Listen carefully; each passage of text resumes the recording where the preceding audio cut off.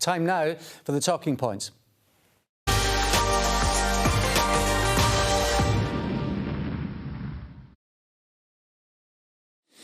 Right, let's put the clock. Let's start talking about turnover impact. Now, this was a story released earlier on this week, talking about bookmakers' profits, and in relation to inflation, most of that has been. What are the main talking points here? So the figures relate to online betting turnover for the year 22-23, and the magic figure is £9.12 billion, which is down, but taking inflation into account, against expectations of £10.8 billion. So the figures we're talking about are down considerably. A shortfall clearly has implications for finances, and immediately the focus has switched to affordability checks and the effect that affordability checks, financial risk checks, are having on people's willingness to or plans to have bets. Bookmakers' profits, though, are up because bookmakers running their businesses have taken all the various factors into account.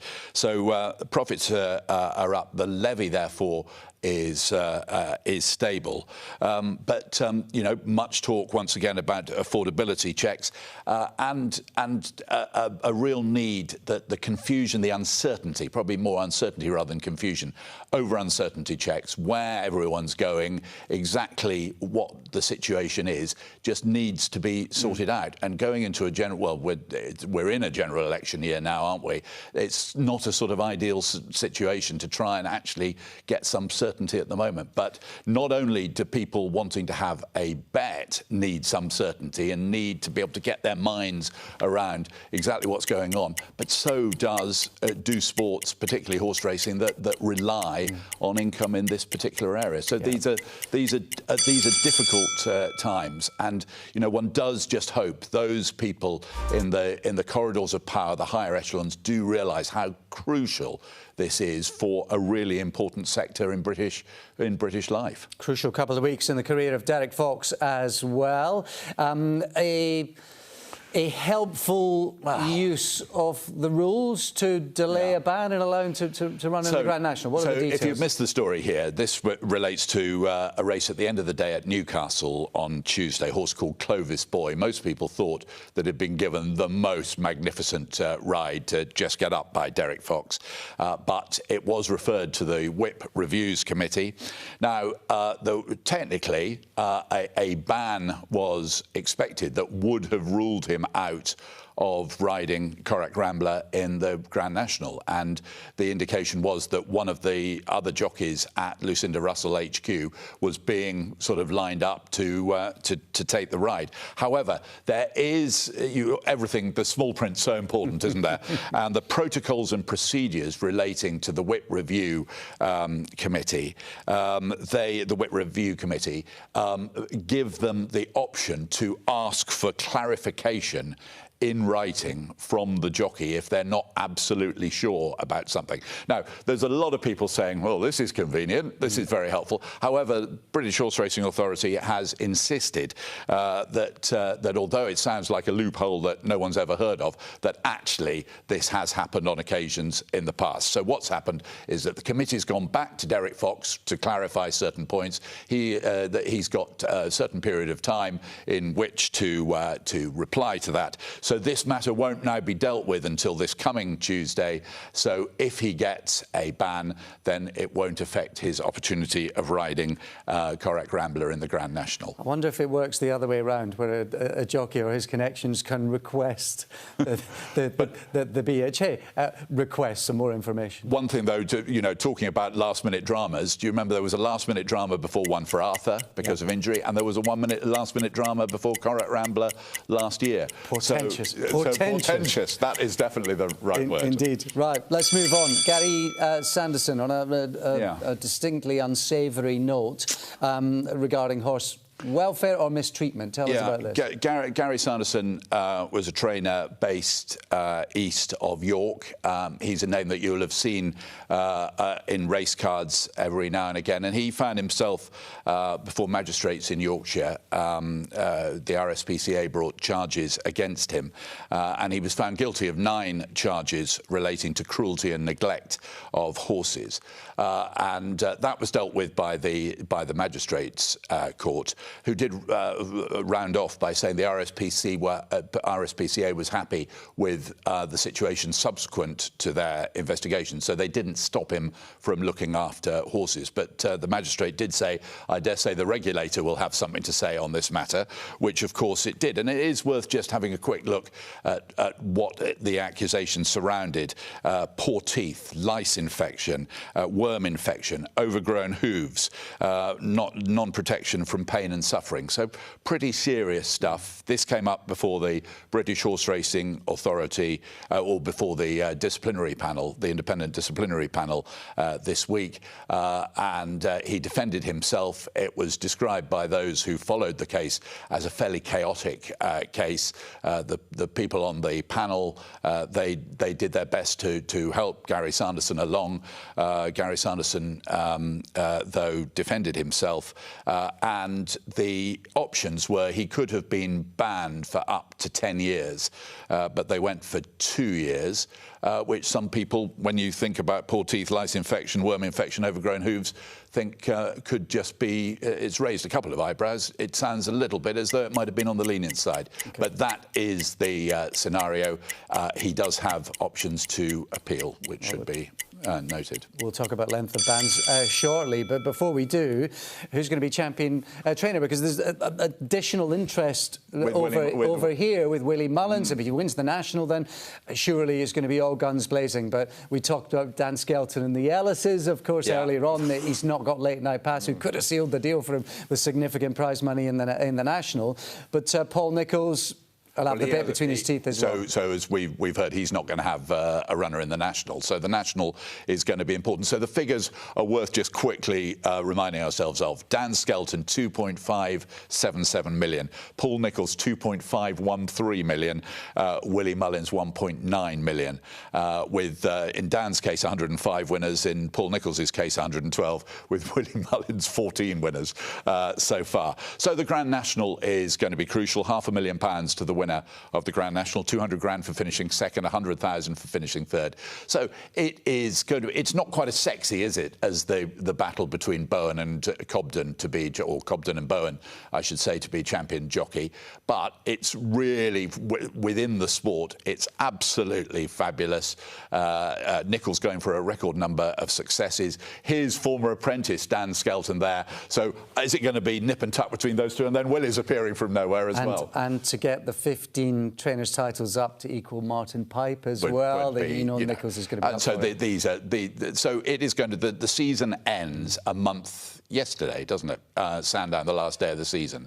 So it's both those championships between the trainers and the jockeys are going to really light up the remaining weeks. And then you've got the Grand National and the Scottish Grand National and that end of season meeting at Sandown to aid the lighting up. OK, 15 seconds. Who wins it then? I think Willie could. I just think it's really intriguing whether Willie could, with the Grand National, whether he could just add a further extraordinary twist. But if Dan Skelton isn't champion trainer this season, he clearly will be champion trainer in the not too distant future. Beautifully balanced. Beautifully balanced. Though whether Willie whether it would be a top priority for Willie if he did go and do it, is probably debatable, because he's got Punchestown to worry about probably more than coming across to Britain all the time. Tony Martin is going to have a bit of time off in the summer. A 3-month ban. Tell us about this. Yeah, so he got a 6-month suspended ban originally, and then the Irish Horse Racing Regulatory Authority protested and appealed that it was too lenient. So 3 months of it isn't being suspended. So it goes from the 15th of May for 3 months, which covers Galway. Because there'll be a slight feeling, well, is this a bit of a cop-out because he's more a national hunt trainer, so therefore does it really affect him in the summer? But Galway, well, A, there's plenty of jump racing in Ireland during that period, and B, it covers Galway as well. And that's been a happy hunting ground for Tony Martin in the past. This relates to something called lidocaine, which is a short-term anaesthetic. A horse called First Man tested positive for that, but it's not the first time that Tony Martin's had brushes with authority in this particular area. Clearly it's something which is much spoken of, or has been much spoken of, over the last 2 or 3 years in Ireland after that famous Jim Bulger quote in 2021 that drugs were racing's #1 problem in Ireland. And this is something which is clearly stirring the pot. It's got plenty of people talking. And Tony Martin does have a runner, and quite a well-fancied runner in the Irish Grand National tomorrow. Good Time Johnny, former winner at the Cheltenham Festival, 10-1 shot for the Irish National. So there's a chance that the story, which has been bubbling for a couple of days, will continue to bubble for a few more days. But no Tony Martin from the 15th of May for 3 months. OK, so he's going to miss Galway, which is a festival he's been successful at in the past. And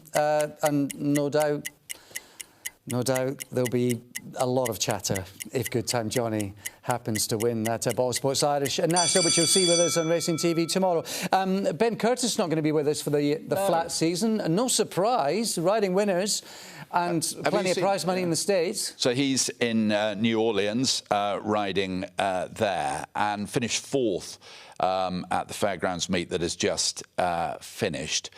43 winners. So he's only there. We're only talking about a period from the end of October, beginning of November. 43 winners from 260 rides, plenty of placed rides as well. $1.5 million in prize money during that time. Well, that probably tells you the whole story, really. Former champion apprentice in Ireland, former champion on the all-weather circuit here. He's had a number of extremely good years. His best year, he rode 169 winners, and he won 1.3 million sterling. So clearly that's a figure not very different to $1.5 million. However, from 43 rides in a period of 3 or 4 months, or 5 months, there's a lifestyle thing here, isn't there? And clearly it's gone well. Finished 4th behind Jose Andres Guerrero, who was the top jockey in New Orleans with 52 winners. So not far, having barely arrived, not far off actually winning the whole thing. Clearly the lifestyle's good, the family are liking it, and he's staying there. And it's striking, isn't it, how many people, and people will obviously wring their hands and say, this is another reflection of how British racing is on its uppers, because people have gone to Australia, people have gone to France, others have gone to America as well, other good people, because there are better lives to be had and better rewards, and it focuses the mind. I think lifestyle is the key word there as well. Well, if you can win $1.5 million, or the percentage from $1.5 million in a few months through not having to flog around the country and work morning, noon and night, then you're going to go for it, aren't you? And that's clearly what Ben Curtis has done. He's not ruled out coming back one day. He's got an agent there who obviously thinks he's good and is really pushing him, and it's all working out pretty well at the moment. Yeah, he's going to ride that roller coaster for as long as he can, and good luck to him. Now, it was a sad week for a couple of kind of legends in their respective lifetimes, I think it's fair to say. Highfield Princess, freak injury that you and I are around horses. It just happens, doesn't it? It's amazing. And Limestone lad in recent days, well, he had a great life. Well, he had a great life. Let's deal with Highfield Princess first of all. So this has been one of racing's great stories, one of sport's great stories in recent years. Highfield Princess winning 14 17 out of 39 races. John Fairley, TV executive, who bought the mother with Highfield Princess in utero for not very much money. The horse was actually foaled in France, hence the FR next to her name. But she was Yorkshire, wasn't she? You know, she spent most of her life in Yorkshire. She was the pride of Yorkshire. She was the pride of British racing. She emerged from almost nowhere, and then all of a sudden, and then she's gone all of a sudden. And we were looking forward to another year. Then she got injured. We were looking forward to her progeny in the future, and that's not going to happen. So real sad times. And I think everyone who's followed racing, even peripherally in recent years, will have been really struck by that. Limestone lad, well, he was an absolute superstar. He won 35 races. He ran in 65 races. He won the Morgiana Hurdle, the Hatton's Grace Hurdle. They renamed the race that he used to win at Naas every year. I think it was called the Bank of Ireland Hurdle, was it? It's now the Limestone Lad Hurdle, won by Willie Mullins in January. And he came to Cheltenham twice for the Stayers Hurdle, once on good to firm ground. Well, that's a thing of the past, isn't it? And there was massive hype around him, and he was beaten both times, but ran great races. And he was a fantastic horse, again, for the grassroots of racing, if you like. The Bow family, who had that horse from the word go until the end. And he was a fantastic credit to himself, Limestone Lad, and a fantastic credit to the Bows as well. Admittedly, it was a year or two ago since he last raced, but anyone with any sort of a racing memory will have been touched by his passing as well. He was a warrior. Went to war with Isterbrack once upon a time as well. What a horse he was. Those were this week's talking points. Watch live racing now on racingtv.com.